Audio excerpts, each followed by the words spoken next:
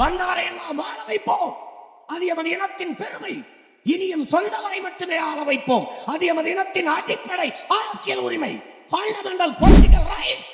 நான் சொல்றேன், இந்திய அரசு, தமிழக வெற்றி கழகம் மிகப்பெரிய கொடுமை. இது வந்து ஒரு அரசியல் பேரழிவு. எங்க அப்பாவை கடந்துறாங்க.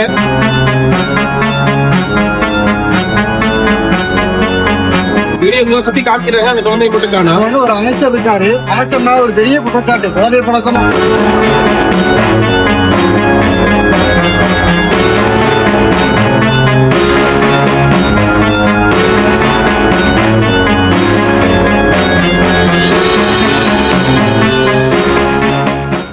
வணக்கம்.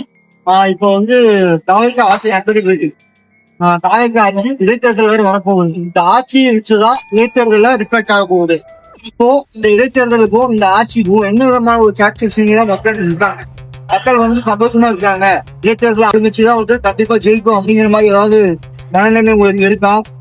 எனக்கு கண்டிப்பா இது ஆட்சி அதிகாரத்துல இந்திய அரசு, தமிழக வெற்றி கழகம் முதலமைச்சரா மாண்புமிகு விஜய் அவர்கள் இருக்காரு.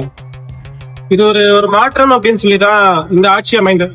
இத்தனை வருஷம் 50-60 ஆண்டுகள்ல திமுக வேண்டாம், அதிமுக வேண்டாம், ஒரு மாற்று அரசியல், ஒரு மாற்று சக்தி தமிழ்நாட்டில் வேணும்னு சொல்லி ஒரு புதிய அரசு, ஒரு புதிய வாய்ப்பை வந்து தாவேல உட்கார வச்சாங்க. ஆனா இப்போ இந்த உட்கார வச்சு இப்ப கிட்டத்தட்ட 2 மாசம், இந்த மாசம் ஆக போகுது ஆட்சி அதிகாரத்துல தாவேக அரசு அமைஞ்சு. மாற்றத்துக்காக வாக்கு செலுத்திய மக்கள் இப்போ ஒரு ஏமாற்ற நிலையில இருக்காங்க. தமிழ்நாட்டுல ஏன்னா ஒரு ஆட்சி அதிகாரம் வரும்போதே சொன்னாரு, நாங்க வந்தோட எல்லாம் மாத்திடுவோம், வந்தோட தமிழ்நாடு ஃபுல்லா கிளீன் பண்ணிடுவோம் மாதிரிதான் அவங்களுடைய பரப்புரை தமிழ்லாம் இருந்தது அவைக்கு வந்து தேர்தல் நேரத்துல.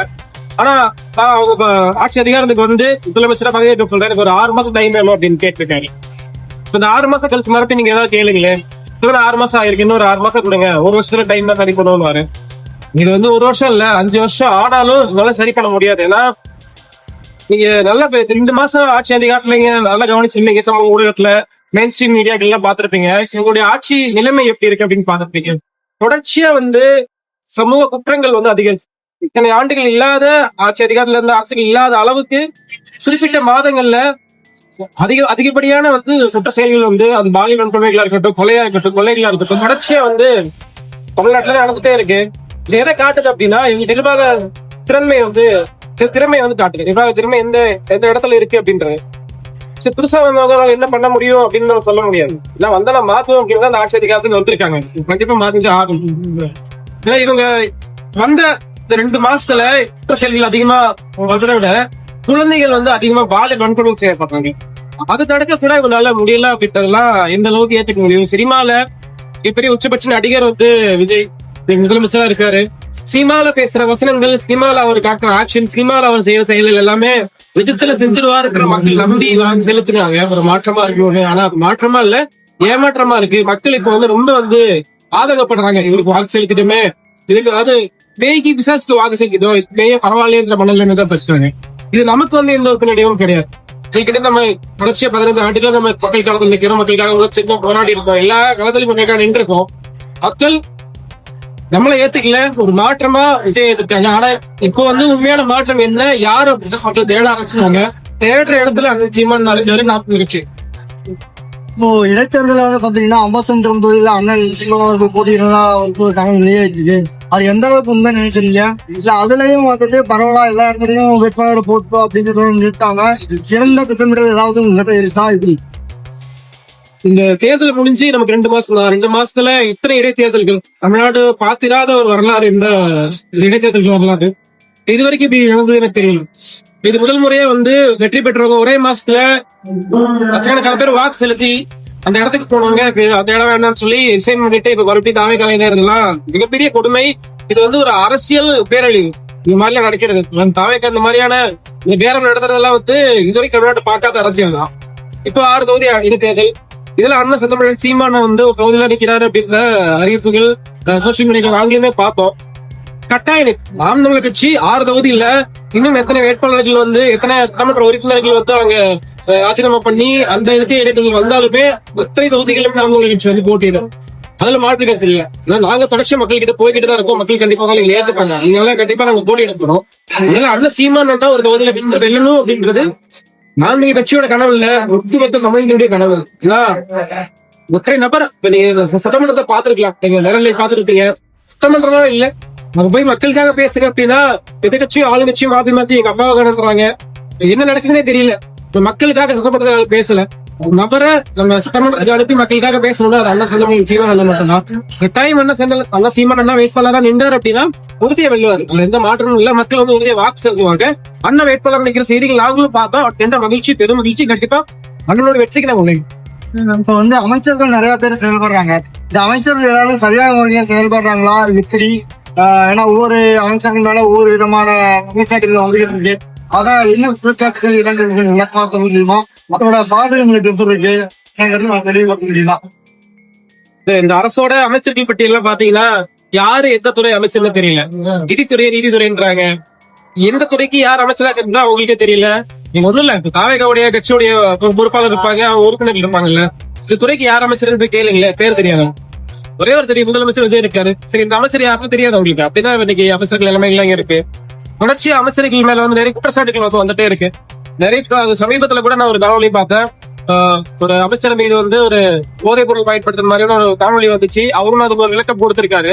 அந்த விளக்கத்துல வந்து நான் குழந்தைக்கு மாத்திரை கொடுத்துட்டு இருக்காரு. அந்த வீடியோ நானும் பார்த்தேன். குழந்தைய குழந்தை மட்டும் அந்த வீடியோல காண வீடியோ சுத்தி காமிக்கிறாங்க, அந்த குழந்தைய மட்டும் காணா. அவர் மட்டும் இல்ல, தொடர்ச்சியா இப்ப எல்லா அமைச்சர்களுக்கும் வந்து எப்படி வந்து பரப்புரை நேரத்துல ரீல்ஸ் போட்டு மக்கள் கிட்ட வந்து போய் சேரணும்னு நினைச்சாங்களோ அதே மாதிரி இப்ப ரீல்ஸ் அமைச்சர்களா தான் இருக்காங்க. இப்போ வந்து ஒரு அமைச்சர் இருக்காரு. அமைச்சர்னா ஒரு பெரிய குற்றச்சாட்டு, போதை பழக்கம் அப்படிங்கிற ஒரு தடை செய்யப்பட்ட ஒரு குற்றச்சாட்டை நிறைவேற்கிறாங்க. அப்படி கூட ஒரு குற்றச்சாட்டு இருக்கும்போது சாதாரண ஒரு காணொலி மட்டும் வெளியிட்டு அதனால தப்பு இல்லை, நான் குழந்தைக்கு தான் ஒரு மாத்திரை கொடுக்க அப்படிங்க சின்ன ஒரு காணொலி விளக்கம் மட்டும் போதுமானது நீங்க நினைக்கலாம். இல்ல, அது மக்கள் ஏத்துக்கல. நீங்க அந்த காணொலி முழுமையா பாத்தீங்கன்னாலே தெரியும். குழந்தைக்கு மாத்திரை கொடுத்துருக்காங்க அப்படின்னா 1.5 வயசு குழந்தை சொல்றாங்க. அப்படியே 1.5 வயசு குழந்தையா இருந்திருக்கும் அந்த நேரத்துல. 1.5 வயசு குழந்தைக்கு எந்த மாத்திரை தெரியல. அப்படி அந்த மாத்திரை கொடுத்திருந்தாலும் சிரப் மட்டும் தான் அலௌட் இல்ல, சிரப் தான் அலௌட், டேப்லெட் வந்து குழந்தைங்களுக்கு அலௌட் இல்ல கிடையாது. தமிழ்நாட்டு மக்கள் வந்து என்ன சொன்னாலும் ஏத்துப்பாங்க, அவ்வளவு பெரிய முட்டாள்கள் அப்படின்னு சொல்லி அவர் நினைச்சிருக்காரா என்னன்னு தெரியல. ஆனா மக்கள் வந்து விழிப்படைய ஆரம்பிச்சிட்டாங்க. ஒரு ஆர்வத்துல ஒரு நாட்களா உச்சபட்ச நடிகரா நம்ம பார்த்த ஒரு நபருக்கு வாக்கு சேர்த்திருக்காங்க. இப்ப அவருக்கு கீழே உள்ள நிர்வாகம், அந்த அமைச்சர்கள் இந்த மாதிரியான செயல்களில் ஈடுபடும் போது அவர்களுடைய செயல்பாடுகளை பார்க்கும்போது மக்கள் ரொம்பவே வந்து கவலைப்பட ஆரம்பிச்சிட்டாங்க. இப்படி ஒரு அரசை நம்ம உட்கார வச்சிட்டாங்க அப்படின்னு சொல்லி. ஏன்னா இது மிகப்பெரிய ஒரு ஆபத்து தமிழ்நாட்டுக்கு. இன்னைக்கு ஒன்றும் பள்ளிக்கல்வித்துறைன்னு இருக்கு, அதுக்கு ஒரு அமைச்சர் இருக்காரு. சமீபத்துல தான் முதலமைச்சருடைய பிறந்தநாள் விழா வந்து தமிழ்நாடு முழுக்க கொண்டாடினாங்க. ஒரு பள்ளியிலையும் போய் பாத்தீங்க அப்படின்னா அங்க உள்ள பள்ளி குழந்தைகளை ஒரு அரசியல் கட்சியோட உறுப்பினரா மாத்திட்டாங்க. விஜய் வாழ்க்கைன்றாங்க, டிவிக்குன்றாங்க. பள்ளியில போய் கூட இந்த அளவுக்கு வந்து மாணவர்களை வந்து சீரழிவு செய்யறது இந்த அரசு தான். இப்போ பள்ளிக்குள்ள வந்து பாத்தீங்கன்னா கட்சி துண்டுகள் பயன்படுத்தக்கூடாது, பொறிகளை பயன்படுத்தக்கூடாது.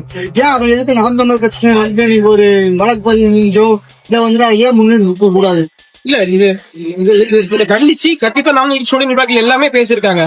குறிப்பா சாட்டையில தொடர்ச்சியான முக்கியமான ஊடகங்களை பேசுற எல்லாருமே இந்த சீரழிவை பத்தி. ஏன்னா இது இருக்கக்கூடியதுல மிக முக்கியமான சீரழிவு பள்ளிகள்ல போய் இந்த தாவேகாவுடைய செயல்பாடுகள் தான். குறிப்பா விஜயுடைய முகத்தை வந்து மாணவர்கள் நிக்க வச்சு, வெயில் அவ்வளவு நிக்க வச்சு அதை வந்து பிரதிபலிக்கிறதெல்லாம் வந்து ரொம்ப பொறுமையான செயல்களா இருக்கு. அதை கண்டிச்சு நிர்வாகிகள் பேசியிருக்காங்க. கட்டாயம் நாங்க கட்சி அதுக்கான எதிர்ப்பை வந்து நாங்க வந்து தீவிரமான செய்வோம். இந்த எதிர்ப்புகள், இந்த விளைவுகள் எல்லாமே தாவேகாவை தெரிஞ்சு கொஞ்சோ தெரியாம கொஞ்சோ தெரியல. ஆனா வரப்போற இடைத்தேர்தல் வந்து பாத்தீங்கன்னா இந்த பிரச்சனை வந்து ரிஃப்ளெக்ட் ஆகும் நம்புறீங்க? கண்டிப்பா இதோட விளைவுகள் வந்து இந்த இடைத்தேர்தல தெரியும். மக்கள் எல்லாமே கவனிக்க ஆரம்பிச்சிட்டாங்க. இன்னைக்கு எப்படி சோசியல் மீடியால ரீல்ஸ் மூலியமா அவங்க ஆட்சி அதிகாரத்துக்கு வந்தாங்களோ, அதே சோசியல் மீடியால அதே ரீல்ஸ் மூலியமா இந்த ஆட்சி அதிகாரத்துக்கு முடிவு கட்டுறதுனால விரைவில் வரும். ஆனா மக்கள் எல்லாமே கவனிக்க ஆரம்பிச்சிட்டாங்க. கண்டிப்பா அதுக்கான முடிவே மக்கள் எழுதுவாங்க.